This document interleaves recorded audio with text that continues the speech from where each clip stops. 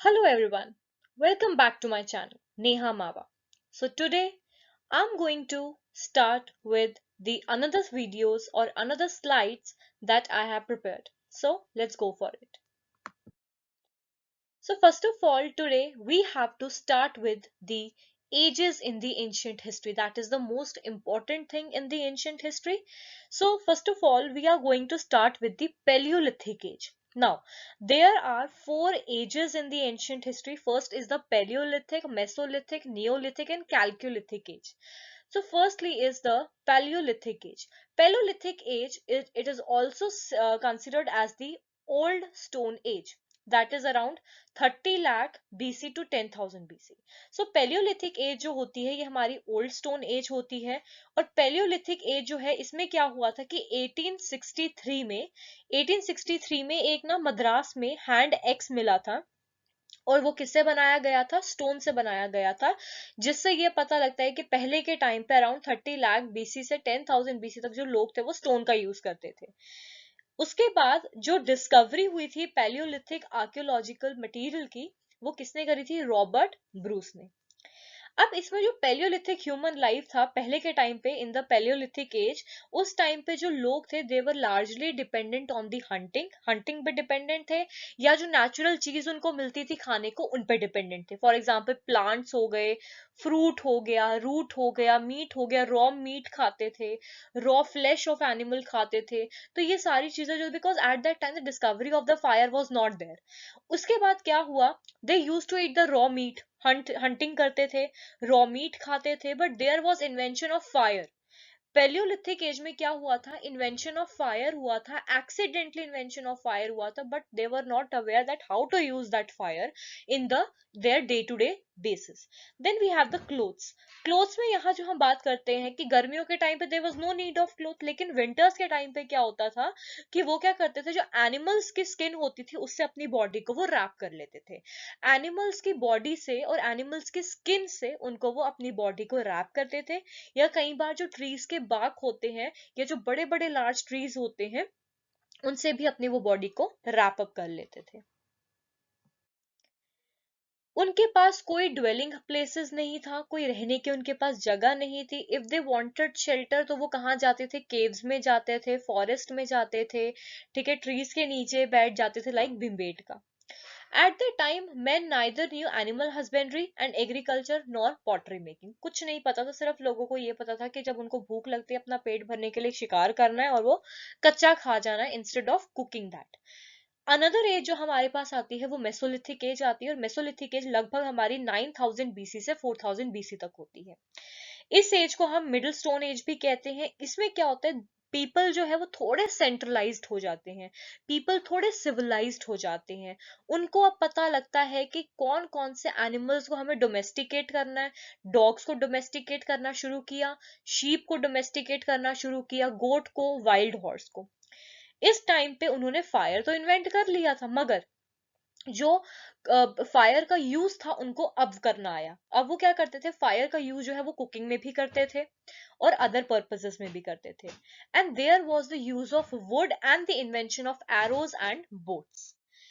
Then we have the neolithic age. अब neolithic age लगभग आपका 4000 से 1000 बीसी तक आता है। इसको न्यू स्टोन एज कहा जाता है, और इसमें लोग जो थे वो फुली सिविलाइज थे, लोगों ने सिविलाइजेशन पे आ गए थे, एनिमल हस्बेंड्री लोगों को आ गई थी, ठीक है। ये एज जो था फुली सिविलाइज था, इसमें लोगों ने क्रॉपिंग करना शुरू किया, कल्टिवेशन करना शुरू किया। Now the people are fully civilised, they know कि वीट तरीके से ग्रो अप करना है, बार्ले, पैडी और अदर वेजिटेबल्स वो ग्रो अप करते थे।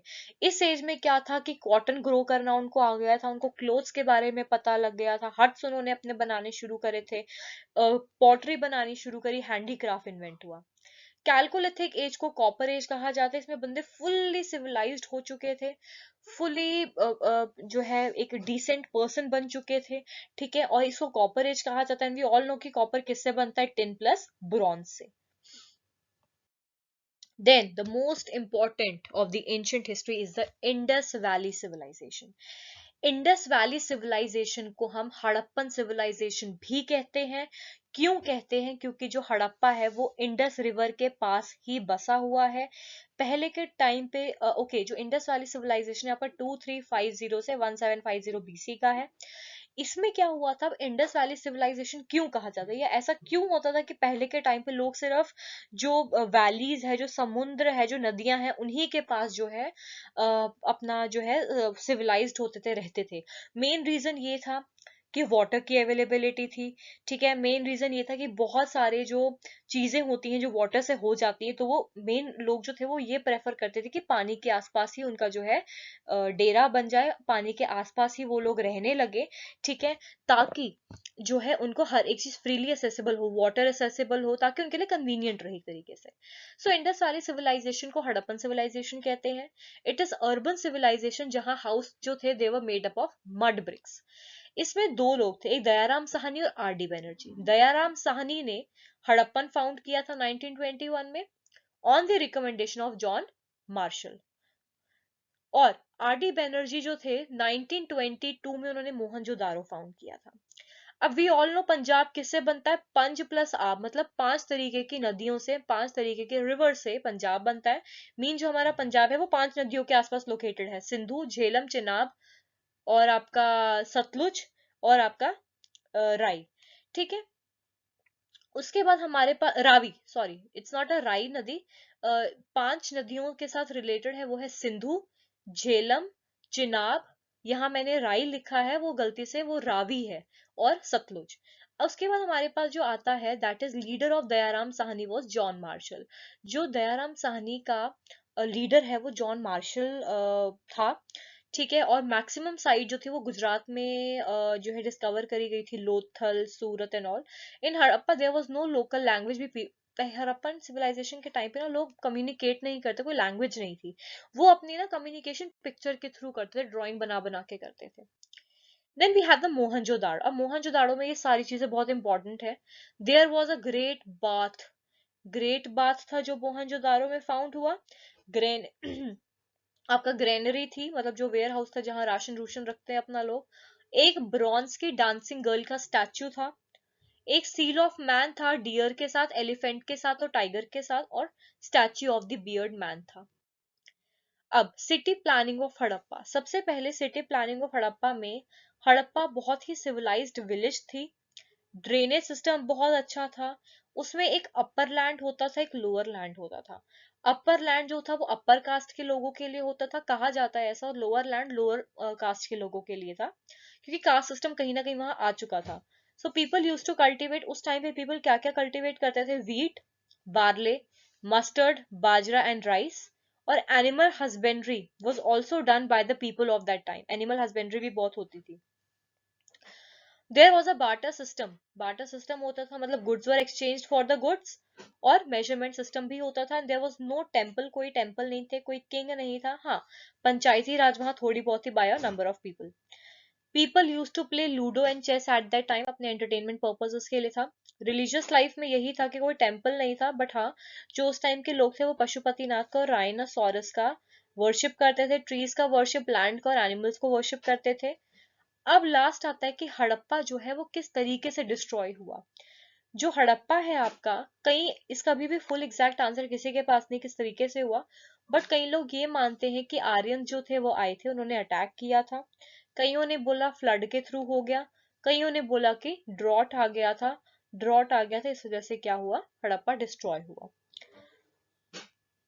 सो this was all about your Indus valley civilization और Harappan civilization. Thank you for watching my channel. और उसके बाद अब जो हमारा है, यहाँ तक हमारा हड़प्पन सिविलाइजेशन था। नेक्स्ट वीडियो में we will go further more, further far, and I will try to complete your ancient India में कंप्लीट कर दूंगी। मतलब आपकी जो नेक्स्ट स्लाइड है उसमें आपकी एंशियंट इंडिया सारी खत्म हो जाएगी, एंशियंट हिस्ट्री सॉरी, सारी खत्म हो जाएगी। Then we will starting with the medieval history. All right, so do like my channel, share my channel and subscribe to my channel. Thank you so much everyone.